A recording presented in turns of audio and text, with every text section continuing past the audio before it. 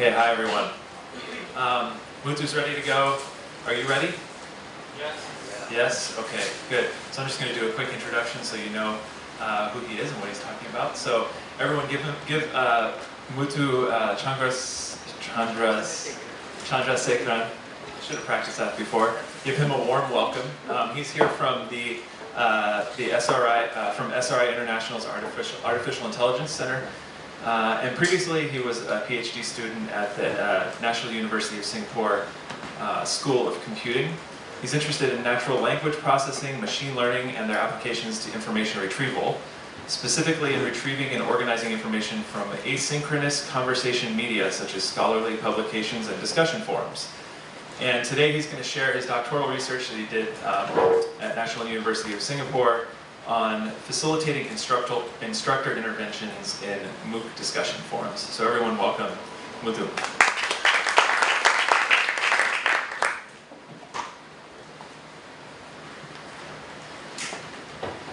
Thanks here for the introduction. Hi everyone. Hello. Hi. Hi. So this is my doctoral research. I have worked with a number of people. It is a very interdisciplinary topic. So Coursera's logo is also there because all of this research is from Coursera's discussion forums. Yeah. So I will talk about how I got the data in there. Okay. Yeah. Right. So let's jump in and start talking about it. Why do we need this research and how it has evolved over 5 years? We started this topic in 2014, and we have worked with the University of Pittsburgh, a couple of collaborators there as well. And I just graduated. I submitted my thesis in 2018 December, and then I got my PhD last month. So I decided to come here and talk about this. So this is the first full-fledged talk of my entire thesis after my thesis defense. I have given parts of this talk at other places such as UPenn and the AAAI in 2017. But this is a full-fledged talk I'm giving at a public place outside of the US. Okay, let's start. So this is a screen grab of the software engineering class at NU School of Computing. 260 plus students take this every semester, and this is a common sight in every public university for courses such as software engineering, machine learning, and we don't have to motivate you about scale at Coursera because you guys know this best. I use this slide at other places where they don't know about how it is difficult to teach at scale, right? So we try to organize this class into small groups in order to teach programming besides the lectures, right? And it's very, very hard to do.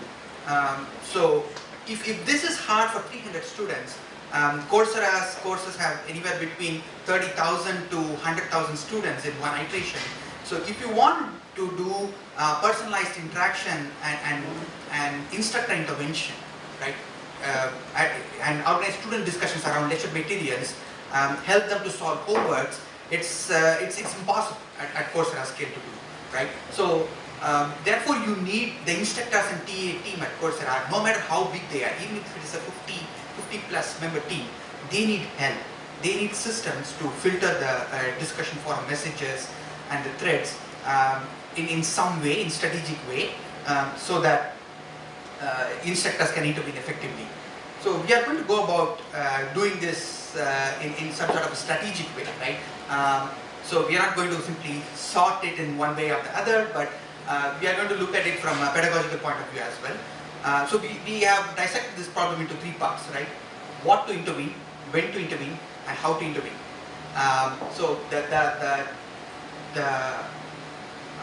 decomposition was actually put forward by pedagogy people, so the computer science work tries to fit its framework along these lines. Okay, that's what we are going to go about with this talk today. Okay, so the motivation is pretty clear. I just told you, so we can skip the slide. Okay, so before we move further into the talk, I just want to make it clear what I mean by certain terms.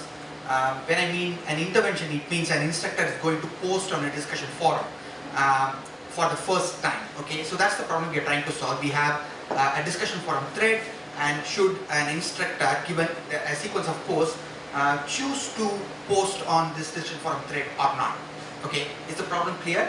So this is the problem that we are going to solve throughout the entire thesis. Okay, when I say an instructor, it could mean a course instructor, the TA, the community teaching assistants, everyone. Okay, an intervene thread is a thread where an instructor had intervened, posted at least once. Okay. Okay, so there is some prior work on MOOC forums, and we are not the first people to work on MOOC forums at all. So people have tried to improve. These are some very early works in 2014, 2015. They looked at sentiment, many discourse markers, and tried to make sense of what's going on. So all these works are along that angle. And these works are from mostly from Stanford, Berkeley, and CMU. Various groups there have tried to look at that. I have only listed the natural language processing works, and there are more in the education pedagogy side. And the more closer works to our line of work are these, right? Specifically on forum moderation, there is work on social media from Cornell, from Stanford, and also categorization of posts. So the categorization of posts is all on MOOC data. One of the first works was by Stump et al. In 2013. They tried to manually annotate forums and categorize into some types which they saw fit, which may not be the best of ideas because every course has a lot of diversity, and diversity is another thing that we will address in this particular thesis. People have also tried using topic models, stock topic models, and they tried to modify the topic models into some, using some other cues, adding more plates to topic models if you're familiar with topic models are. So these works were from, so the customized topic models are from the NLP groups at UMD, if I'm not wrong. Then the work that is closest to us, our thesis, is the last work. They tried to model the idea of instructor intervention as a sequence tracking problem, right? Sequence tracking is a very well-known problem in NLP. So if you have a sequence of anything, say like in a sentence, words, each word, words occur in a sequence, and you try to tag each word into a part of speech, for example, right? So here in this particular case, you have a series of posts that are appearing in a sequence, and you try to assign a particular tag to each of the posts, and finally you decide whether this sequence makes sense, has enough information to call out for an instructor to come and intervene or not. So that's the last piece of work, which was published in 2014 by people at UMD. And we, unfortunately, their system is not in the open, so we won't compare against them directly. But that's the first work we will build on and motivate our framework from. Okay. Okay. So where does our data come from? All our data comes from Coursera. So this is the version of your platform in 2014. It has evolved a lot right now. I know it looks nothing like this right now. So we really use so this is how a standard Coursera forum used to look like, and you have the general discussion study groups, which are like the meetup discussions there. We ignore those things and we just focus on the discussions that are on the subject. Programming exercises, which are assignments, quizzes, video lectures, and then errata. And whatever name the professor gives, we don't care. We just re-tag them as homework, exam, lecture, and errata. Okay, so we just have 4 forum types. Then we don't do any annotation for our first iteration. We just consider, so your forum used to look like this, and any thread that has been replied to by an instructor is tagged as staff reply, and we just treat those as positive examples, and those that are not replied to are treated as negative examples. Okay, so we crawl courses from Coursera from about 61 courses. So we had around 26,000 threads, over 200,000 posts, 7,000 of them are intervened, and you can see that the intervention to non-intervention ratio is very skewed. So we also choose a subset of 14 courses for experimentation purposes, and this 61 and 14 are randomly chosen from Coursera's dataset, right? So it includes humanities, sciences, life sciences, and courses from various universities from all over the world. So we account for all the different pedagogical styles, different subject areas and everything. And this style of evaluation was never done and still today has not been done in any of the works that is on MOOC forums. At most people have had, since we started criticizing this kind of ministerial evaluation on like 2 or 3 courses, people have started to use 10 plus courses, but still our evaluation at scale is much larger than any of the works that are out there. Yes? On your corpus on the other side, did you, when you had an intervention, which would be positive and otherwise negative, did you notice like either the time that it took for the instructor to respond or the number of replies or things that, in other words, I'm imagining an instructor didn't reply, the second he saw something. Yeah, so this varies across courses. So in some courses where there are a lot of TAs, the reply turnaround time is very, very quick. But for example, like machine learning. But there are other courses where there aren't even community TAs where the turnaround time is very, very slow. So did you just disregard that then because of the variance? Yeah, so we don't consider the variance while classifying one as positive or negative, right? As long as it is intervened once, it's positive. Just very simple, simplistic assumptions here. Okay. So what are we going to do now? We are going to look at a very simple baseline system, a logistic regression based baseline system with a bunch of features and see how it performs, right? That's our first scratch.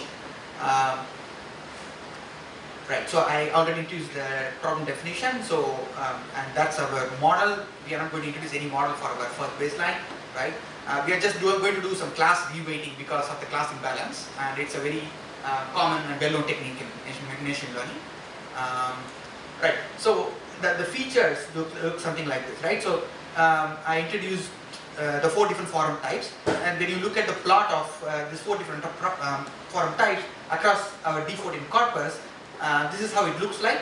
Most of your interventions, so your y-axis is the intervention ratio. Most of your interventions happen on the exam, right? Exam is basically quizzes, and you can and it includes the final exam quizzes. So people are very serious about that, and instructors also want to make sure that those questions are answered. Homework is the least answered, and there are things in between. Right. So and we use the forum type as a feature, and this is the best predictor of instructor intervention. You can also, there are also other discourse cues such as agreements, whether a subsequent post agrees with the previous post. There is a lot of yes. I also have the same problem kind of posts. So those are agreements and affirmations. There are also appreciations to original post. Right? Oh, so some people post their own insight or some solution they might have for a homework problem or a path towards a solution, and there is a lot of appreciation. So we use these discourse cues, and of course, like she pointed out, we use the length of the thread in terms of number of posts, number of words, sentences, and all those things. Threads with deeper discussions tend to be more structured. It means there will be posts and comments. So a count of number of comments to a particular per post, right, is a good indicator of how structured a forum is. So use all these features, and then you run the logistic regression classifier, and that's what you get. You are able to predict instructor intervention on an average at 50% F1, which is actually good because your data is not balanced, right? And this is on average over a bunch of courses. Now, in my paper, I have I also show the prediction at on each course. It's not so the average is not representative of that at all, in the sense that there is a lot of variation. So there are courses, for example, like Compilers 004, and this course has around 30 plus interventions from 600 plus threads. And this is a very skewed distribution, right? And because why does this happen? When you go and talk to professors, I have NUS post books, so I have talked to 2 types of professors. One is from the physics discipline, others from the music production discipline. The physics professor just told me that, okay, he doesn't want to answer stupid questions from students. He just wants to answer important and intelligent questions. So he doesn't intervene much. So his philosophy of intervention is different from the other guys, right? So that influences, and that variation reflects when you're trying to do the prediction. So this is the variation, as you can see, right? There is a lot of correlation between the intervention ratio and how well you are able to do the prediction. So music production has absolutely no intervention at all. Probably a couple of threads were intervened on like 1,000+ threads, right? And you're not going to be able to predict. Why? Because you are trying to learn the intervention pattern from historical data. So if you don't have any history of interventions, how will the model learn the statistics from, right? ML is a very popular course that we all know. It's a 5th iteration of Andrew machine learning. So, and we are able to do at 56% F on there. But that's not the same for everything else. So now, the problem is now, so what we have seen from here is that you can't just throw data to a machine learner and expect it to perform very well on all the courses, right? So, and we also, to prove that point, we trained on more data, right? So on D61. Now, if F1 doesn't come up, it goes down. So the average is over prediction on 13 different courses, the D14 corpora, whereas your training is on the rest of the courses. So on a 61 course, your training data comes from 61 minus 13, the evaluation on each of those 13 courses. So D61 is a lot more data than D14, right? So your prediction doesn't go up. So this is a problem. So there is a generalization problem, and your baseline, it doesn't matter which classifier you're going to use, you're not going to solve this machine learning problem by going for a different classifier or neural networks. The problem will just get exacerbated if you use neural networks than simple baseline classifier. So as I told you, that the variation in the volume of threads, the variation in the intervention can be seen from this plot, and this is a problem that needs to be accounted for in the models. Also, there is all interventions, I mean, there are threads that are positive and negative, but then when you look at some of the threads, there is no reason why one should have been intervened, one should not have been intervened, right? If you look at both these threads, both are on assignments and both ask for deadlines, and both of them have all the features that I use highlighted, and both have all the features. The classifier predicts both as positive, but the instructor has not intervened on the one on the other side of the screen, right? Why? There is no answer to this particular question. So I will answer this in a later slide, because there is a systematic bias in the way interventions are happening in Coursera, and that needs to be corrected for, and that is the reason for this indifference. So the conclusion from this first scratch is this: there is a large variance in the quantum of interventions. Scaling is not obvious, and non-reproducible. So this is another issue I will talk towards the very end of the thesis, because the non-reproducibility problem is not addressed till now, even after 5 years. Okay. So let's see how we are going to address the scale problem first, right? So what we need to do here is we need to focus on domain independence, and that's we thought at that point that domain independence was the key reason why the prediction does not scale. Even if you are adding more data, you are not able to predict better. So we proposed that we can use discourse features, which are a special type of word features from the discussion forums that will help you improve the prediction. So just to give you a motivating example for what I mean by that.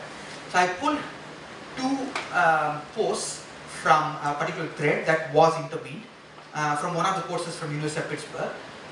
So student 1 says that he apologizes, and then he's hedging, and he thinks his question is very stupid, and then anyway he goes ahead and asks this question, and he's very apologetic in how he puts forward his question, right? The second student is answering the question and in a very detailed way, and what I want you to notice is the words that I have bolded there. These are all connection words mostly, right?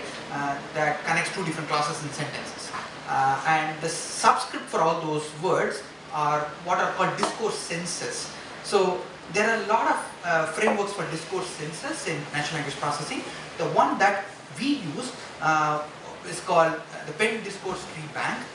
This was introduced in late 2000s, and a corpus of MOOCs was tagged using the Penn Discourse Treebank on these connection words. So CONT stands for contingency, EXP would be expansion, COMP is comparison, and TEMP is temporal. So I have manually tagged this to posts according to the Penn Discourse Treebank tags. And what you can see is that even if you lose all the content words and just look at the sequence in which the discourse senses occur, you can actually infer that there is a lot of confusion and a call out for intervention implicitly going on, right? So,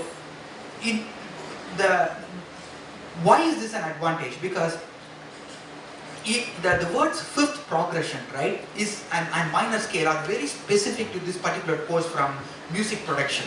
And if you train a model on this data and try to predict on nuclear physics, of course it's not going to work. But if you lose all those content words and you train on only the sequence of discourse words, we think that it might do better in terms of prediction. Let's see if that is true. Okay. So there are some technical details on how we are extracting these discourse features. There is a line of work called discourse parsing in natural language processing. So we don't worry about how to do discourse parsing. We just use a stock discourse parser that does very well, and then we use that on the course resistant form data and pull out the discourse connectives and senses. So these are the 4 different discourse stacks that I introduced to you in the first slide.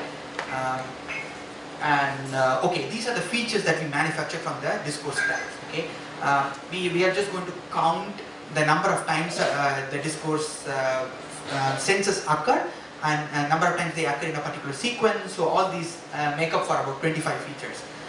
In my first work, the baseline work that I saw, there were 100,000 features, because I use unigrams plus all the other features that I introduced. So compared to the model that uses a lot of text, this is a much leaner model, and it should train faster, and you have generally the model complexity is much lower, right? That is the second attribute of this type of models.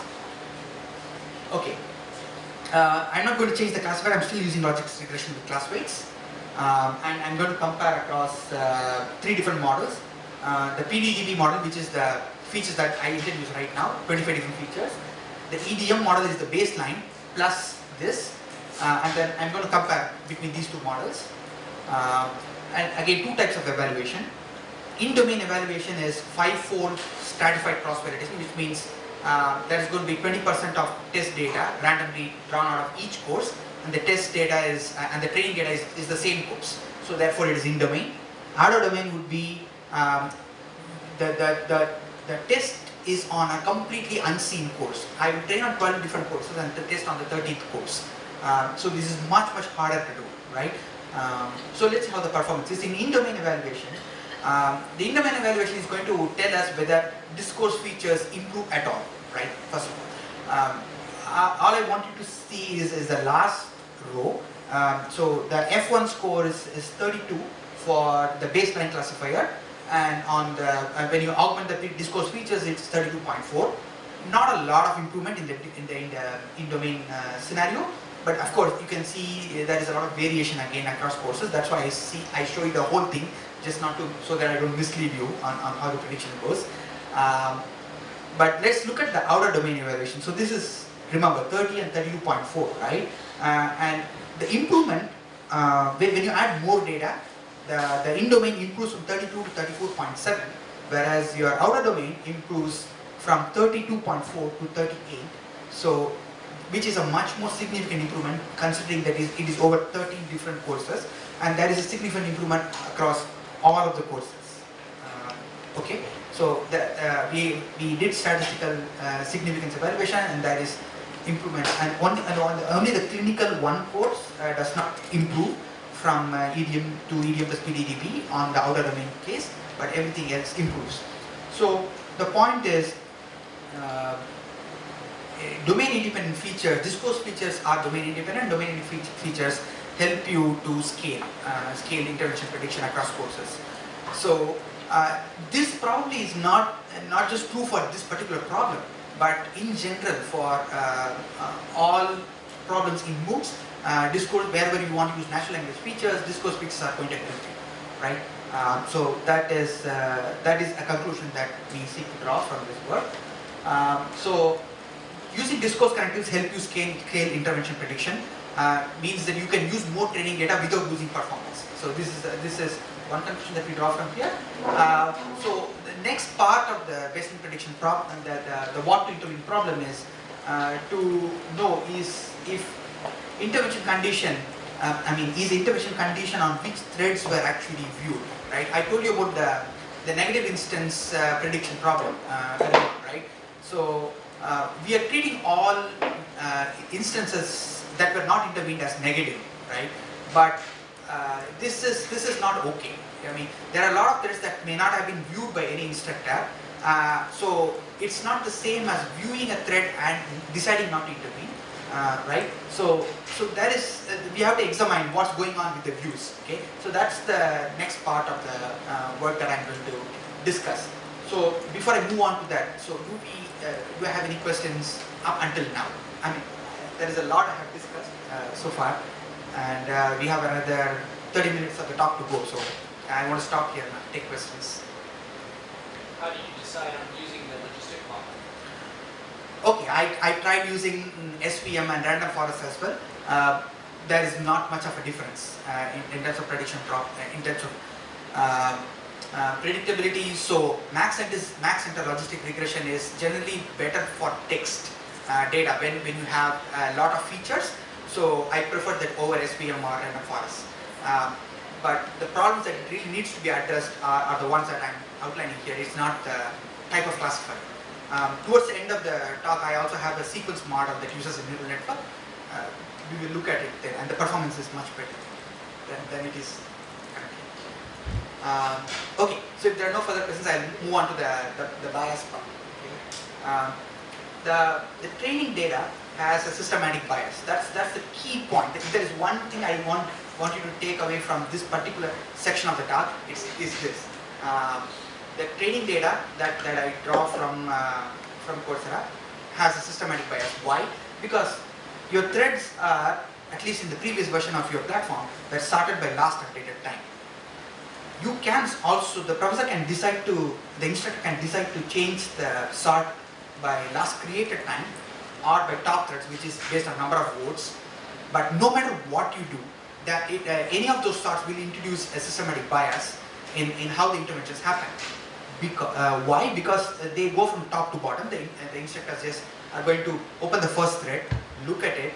If they decide to intervene, they will intervene, and then they move to the next, and so on and so forth.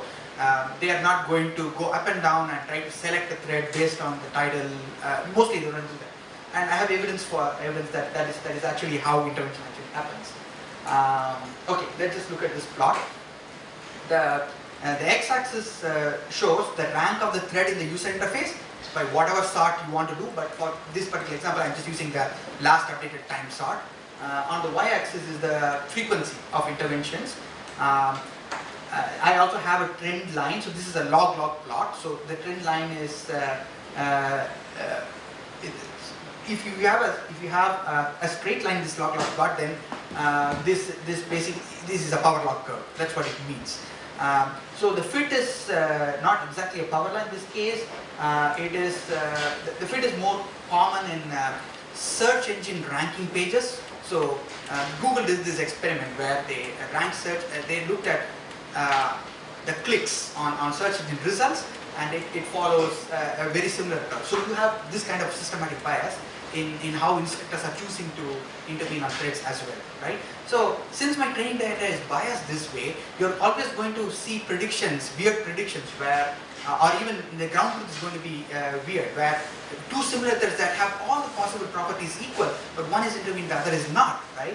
So if you account for this bias, your problem will be solved. Now, in order to prove further that there is a bias that and it affects prediction, So I just added the bias as a feature to my baseline classifier, and you can see how the prediction is affected, right? Your precision for some of the courses jumps to 100%, which means every intervention was biased. Every intervention strictly follows the rank order in which Coursera is displaying the threads, right? So it's no wonder that the baseline classifier is predicting stuff learned from bias, right? So okay, now I'm going to introduce a method for correcting this bias, your average prediction with the bias is at 60% F1, whereas the baseline is around 43, right? Okay, so let me, so the details of the mathematical details of how this debiasing happens is in the paper. I can discuss with you separately if you want to talk about that, but I'll just go over it at a very high level, okay? So there is a method called inverse propensity weighting in information retrieval and machine learning. It's from Cornell. So we adapt this particular method. So the original method requires click data in order to do the debiasing, but we don't have access to click data. You guys do. So you can actually do this debiasing better than I have done in my paper. What I do is, I looked at the rank order in which the interventions happen, right? So if you take two different threads that appear in a particular user interface screenshot, not screenshots, a snapshot, and let's say the instructor intervened on the first thread and did not intervene on the second thread, which means he's preferring the first thread over the second. But there will be certain instances where he would have preferred the fourth thread on the screen and not the first one. So that means he's preferring the signal that he has actually looked at the fourth thread is stronger, right? So you can learn some instance level weighting by looking at this difference that he's implicitly telling you, right? So the model uses instance level weighting, and you can use these once you learn these instance level weights, you can supply these instance level weights to any machine learning classifier. In this particular example, we just taken in SVM because a tool for that taking these weights was available readily, so we just took SVM and then we supply these instance level weights. Okay, and just to be clear, these instance level weights are very different from the class weights that I talked about earlier. Okay, so if you have a neural network, you can also do this. You just need to multiply your loss function with the instance level weights and while doing the backprop. So that's all you need to do. It's a very, very simple method. The way you learn the instance level weights is the trick here. Okay. Okay. So now how do the results look like?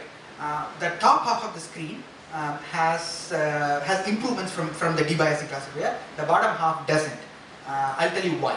So the improvement is also significant from the top half of the screen, right? So overall, from the top 6 courses, you have around 15% F1 on average if you calculate the average, right? The reason is those top 6 courses have a lot of interventions. So in order to learn the instance level weighting, you need to have enough data, enough positive data to say that the instructor is preferring thread A over thread B, right? On the bottom half, you don't have this. If the instructor has intervened on 10 threads from 600 different threads, you only have 10 snapshots of his intervention screen, right? So you can't learn the weights well enough. So this is why the method doesn't work well enough on the bottom half, whereas it works well on the top half. Right, but as I said, you guys have the click data, so you can do this much better probably on everything, right?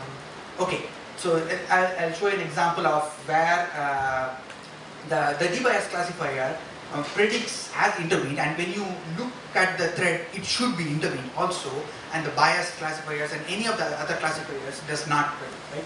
So this is an errata report on a particular video.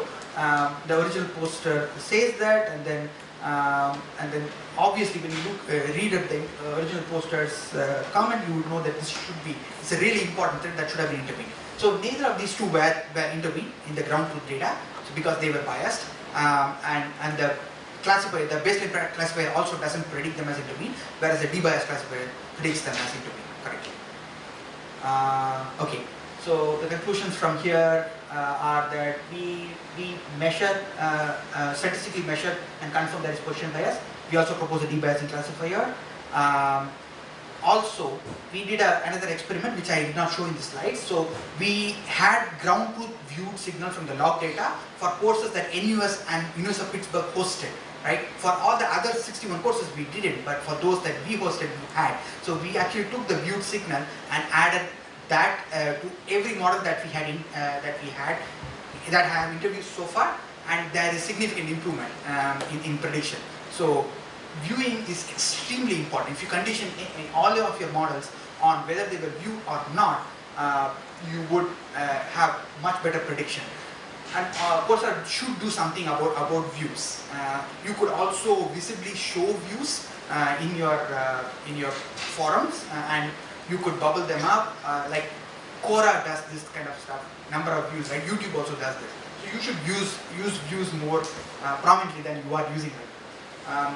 Also, when you are presenting a user interface for instructors to choose from when they're intervening, you may want to have UX that does not account for any of these biases, right? You want to try to come up with a UX that is more fair, right? So you should do some content analysis and bubble up threads based on the content rather than some other cues. Probably votes is not such a bad idea, but the other things that you're using are not great. Okay.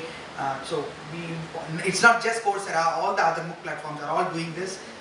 So this should really be corrected, right? Okay, so now we have solved to some extent the what to intervene problem, right? Next we are moving on to the when to intervene problem, right? Means, let's say we know what threads to intervene, but then there is also a time point in the sequence of threads as when at one point is the optimal point at which the instructor should come in and jump in and intervene, right? There's a lot of pedagogical discussion on what is the right place to intervene. So we are not, for this particular when to intervene problem solving, we are not looking at the pedagogical part of it, but again we are trying to learn from the data. So okay, let's look at this. So student 1 is asking some question, there is a partial answer, then there is a follow-up question, then there is an elaboration of the previous answer, and so on and so forth. So it's very clear that there is a sequence, and this sequence should be modeled clearly, right? So far in the models that we have shown, we are not modeling the sequence at all, we are addressing some other problems that were bothering the classifier. Now we have solved that, so we are trying to model sequence. Also, here is some baseline experiments with general stock neural network models that are out there, like an LSTM or CNN document classifier, very well known word, right? So we just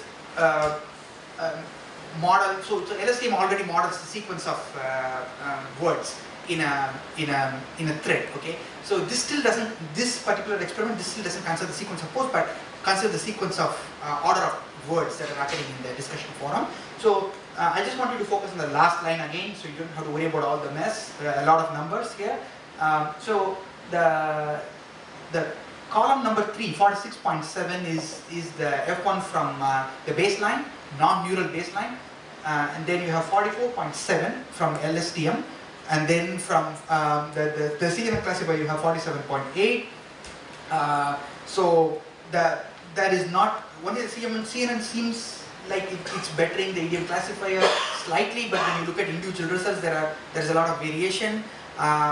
So what the stock, my point is that the stock neural networks, when you just use them as it is, are not good enough. So you have to do more than that. Okay.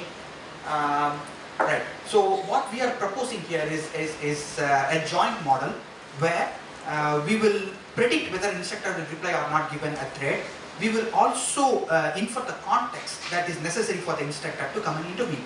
So when we say context, what we mean is context 1 would be basically the first post, context 2 would be 1 plus 2, and context 3 would be 1 plus 2 plus 3, and so on and so forth. Okay, up until the point before the instructor's reply. So this is the context 1 through 6 is what the model will see at test time, and it will try to predict whether an instructor should intervene or not, and try to infer the context. Okay, right. So the model is it's a hierarchical model. So level 1 of the model has a sequence LSTM sequence modeler, So you will have a sequence of words from post, and the last layer output of the LSTM would be a representation of a single post. Okay, so each post, you can create a fixed length representation for each of the posts, and then you can model the sequence of posts by having another LSTM on top of this LSTM. So this is different from a stacked LSTM representation where, okay, I can go into the details, but this is different from a stacked LSTM representation because each post representation goes independently out, and then the sequence of posts is modeled by another layer of LSTM. Okay. So also note that the intermediate layers of this in the second LSTM represent your context. So the output from the second LSTM is basically this context 2, which is a representation of post 1 plus 2. So this is important because we are going to apply attention on top of that in the next model. So we propose 3 different attention models. First one we call as the ultimate port attention model. So we are taking the last post, which is not the instructor post, one post before the instructor's post, as a query vector, and then we query the intermediate layers, the intermediate representations of the last LSTM, right? So the intermediate representations, as I told you, are the context. So we want to find out which context is addressed by the last post before the instructor's post. So the motivation for doing that is that if somebody is addressing some post before them, some context before them, it is very likely the instructor who is following the last post will also address the same context, including or not including the last post itself, right? So this model tries to model that scenario, and we call that as the ultimate post attention model. Then we in the next model in the previous model we actually include the last post also in the model that tries to infer the context. In the second model we exclude the last post and we just try to infer from just the context. So it's a slight variation of the previous model. Then finally, this is a very different way of doing attention and is very novel. We call it the all post attention model. So where we take the post that is following each context and try to so after context 1 and context 2 there is going to be a post, and this particular post will try to query over context 1 and 2 only, and then P3 will try to query over C1 and C2, P4 will try to query over C1, C2, C3, and the query is not constant as in the previous models, right? So it can be any of the posts querying over any of its previous contexts. So it's a generalization of the previous model, right? Then I'm not talking about the last layers because they are just standard stuff. You have a concatenation, and then you have a dense network and the softmax prediction of 0 or 1. Okay. Now let's just look at the results and compare. The baseline that I'm showing here for comparison is a model, the hierarchical model without any attention, and that produces a macro average score of 52% in F1. The ultimate post attention model produces 57. The penultimate post attention model that doesn't include the last post itself is 54. I'm just reading from the last line, okay? Last and the previous. Both are average and the weighted macro average. Whereas the general model doesn't do very well. In fact, it does worse than all of the models and just as well as the model without any attention. So we need some explanation to do for the last model. But then from the first, between UPA and PPA, in terms of F1, UPA seems to be better. In terms of recall, PPA seems better. I'm okay for until now. I'm already reporting the F1 scores of the positive class, which is the intervention class. Also, recall is very important for this particular problem and precision, because you don't want to miss out on an intervention. It's okay if you are intervening on a post that should not be really intervened, but you don't want to miss out on an intervention, right? So that's why you need to watch out for both recall and the F1 score rather than more than precision. Okay. So the conclusion is this: the UPA model and PPA model are doing better than the baseline models. Now, the explanation for why APA doesn't do better is that again, your data is such that most of your threads are short, in the sense that the intervention happens intervention doesn't happen after 10 threads or 20 threads in most of the courses. Most courses, intervention happens before 5 to 6 courses. So that's the nature of MOOC discussion forums, at least on Coursera. There are humanities courses where the first intervention happens after 10 or 20 posts because the instructor deliberately lets the discussion go on. And those are the models where the APA model will probably do better. So in this particular plot, what I'm showing is the recalls for 3 different courses, and the recall curves are plotted against the post length. So if you observe, the APA model actually does, the APA model which is indicated by the dotted line, that the third one on in your key, does better on longer threads on all these courses compared to the UP and PPA model. So it is predicting longer threads better, but it doesn't show up in your F1 score because there aren't that many long threads. However, I will agree that you can still do much better because 4 is not good enough. You should be able to predict at 9, 10 and further also. Okay, is this really important? Okay, we just wanted to prove that context is important, so we tried to do another experiment without any context by just taking one post before the last post and then doing a prediction. Obviously that's really bad, so context modeling is extremely important. Okay, so yeah, I already told you about this limitation in future work. And you can also visualize the attention to understand how much of the context should be was considered for the model to make this prediction. So that is another that's another advantage of this joint model. Okay, so I'm not showing that here as well for lack of school.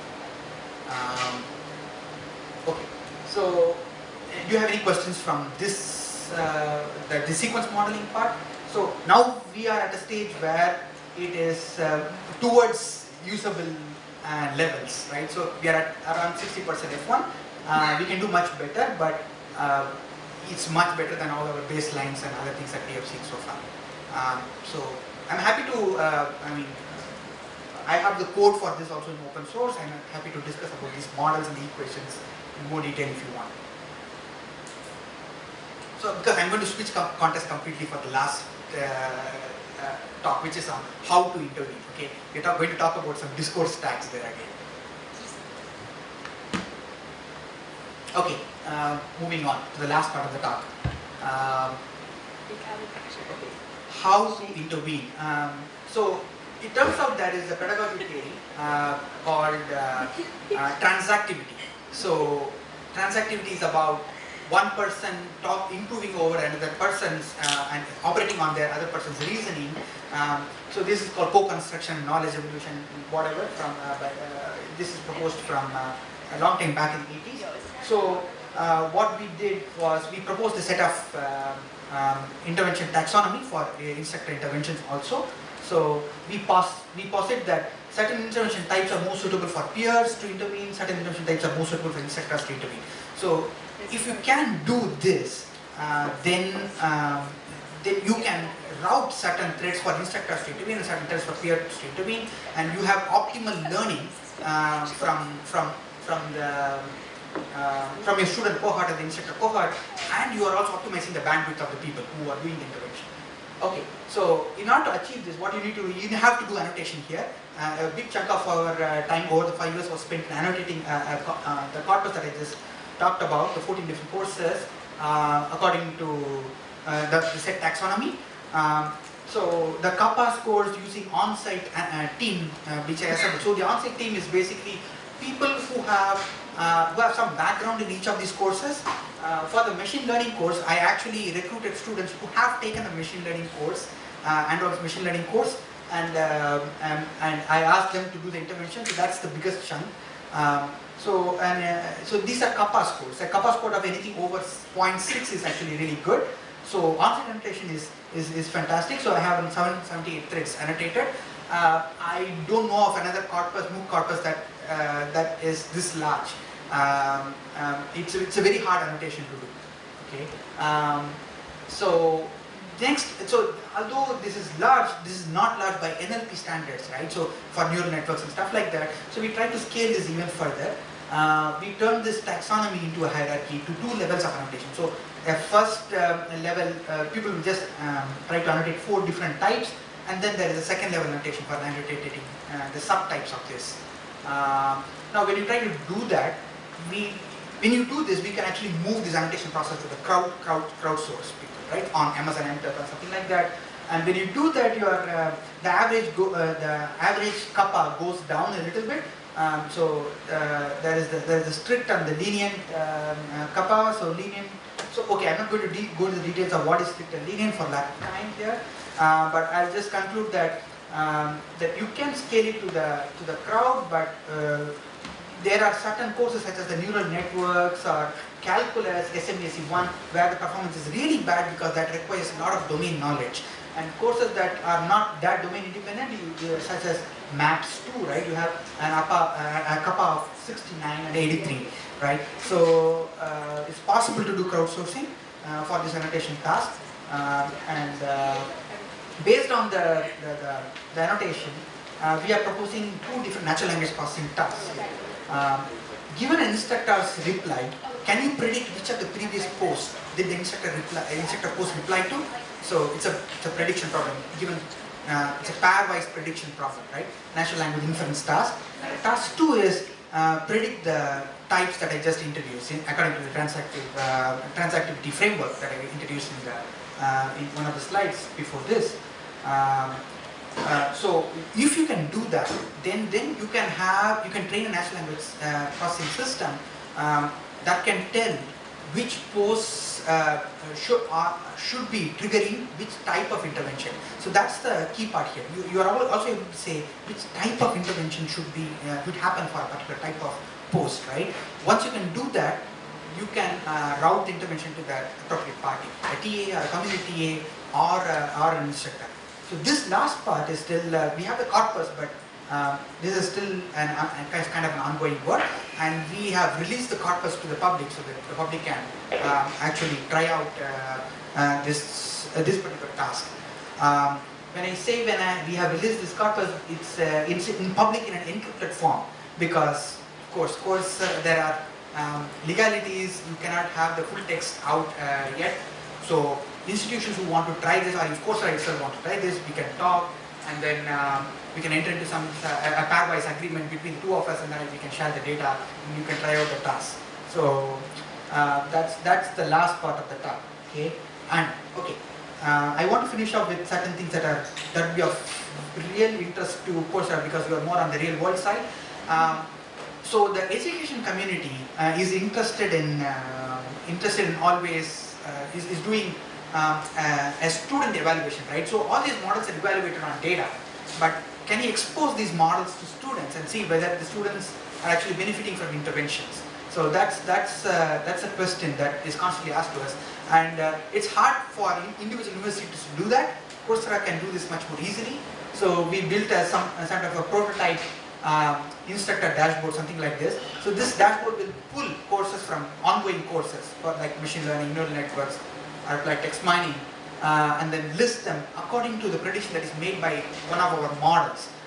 It also retains the Coursera's other types, like the latest or the unanswered, as other possible tags.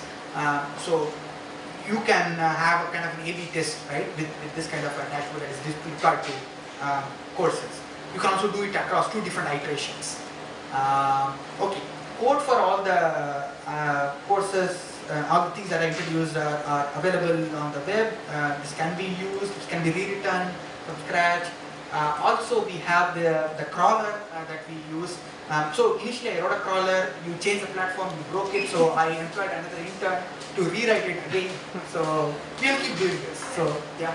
So one of my questions was, I noticed that all the data you were using was from our old platform, and I was wondering if you have been able to get your hands on any data from the new platform? Yeah, so not for this experiment, because so if you start using the new data and then the thesis, it's become very hard for you to compare results from one chapter to the other. Yeah. So but for some of our other work that are outside of the thesis, we are using data from the new platform.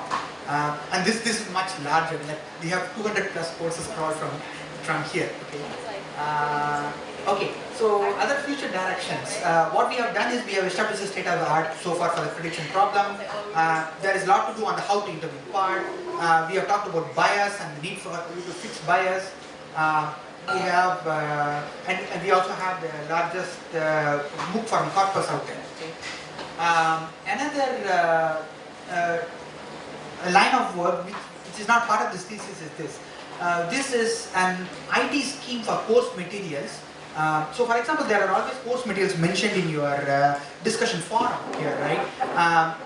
You can come up with, so all the MOOC platforms can together come up with a way to address course materials in particular, some particular way. If you're familiar with URLs and link data, they have done this kind of work. So there is a paper that we published, but I didn't go into details of this particular work.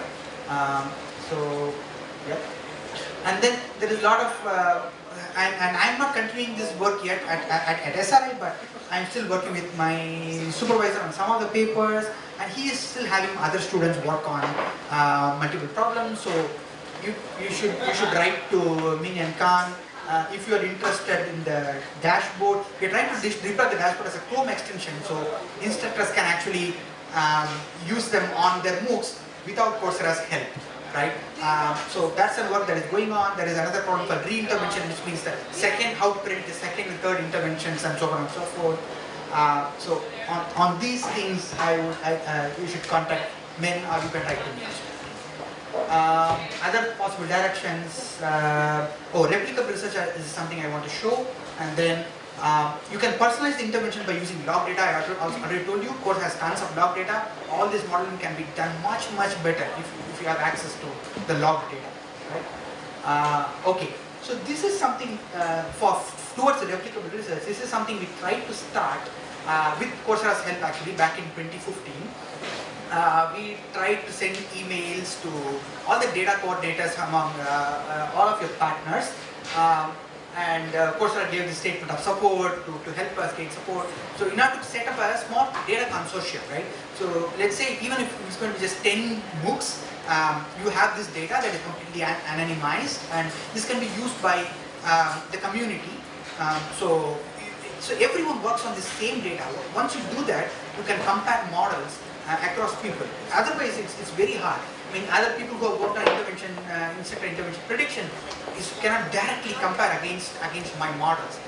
They have to rerun my model on their data and do some sort of a roundabout way. So if you don't do this, the progress in a particular task will be really slow. So, and I still think that Coursera should take the initiative to set up an anonymized small corpus, even if it's just about 10 courses, that will do. As long as you wish, that's the way for replicable research. So I guess, yeah, with that I will end my really long talk. Okay. Any further questions or I mean, if you want to have access to other resources, code, models, and that you would be interested in deploying in Coursera, I'll be very happy to talk. Yes? What do you think about the possibility of taking it a step further and not just predicting when an instruction is going to be, but providing an intervention with the actual answer to the student's question? Yes, totally. You can do that. So that will be natural language generation, right? So what I have talked about mostly in this thesis is natural language understanding. So where you are trying to understand and predict. So this is just part A of the problem. Now, once you are able to encode the original text well enough, then you can always try to generate some kind of templates, right? So that you can model this as some sort of a slot filling task. In information extraction, what you do is you like dialogue systems do, like Alexa. You just ask something with Alexa, Google Assistant, or Siri, and then it generates a template. And then there are slots like the restaurant name or the time at which you want to make the reservation. Then the IE model fills in those, and you have the response from the dialogue system. So in this problem, I probably won't fill in the slots using a machine, but I will let the instructor do that. But you can generate templates, and you can also do them according to the discourse taxonomy I just told you about, right? So let's say the model says that, okay, if for this particular scenario, you have to generate an explanation intervention or an elaboration intervention, right? Then you have a template for the elaboration, the instructor, you prompt. So now you are actually reducing the load on the instructor, or how trained the teacher should be in order to make an intervention, right? So yeah, definitely that's the direction this should go towards. Great question.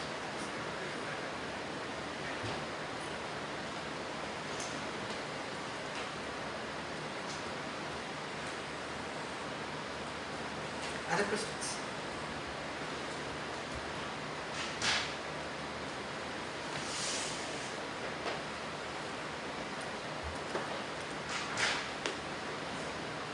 Okay.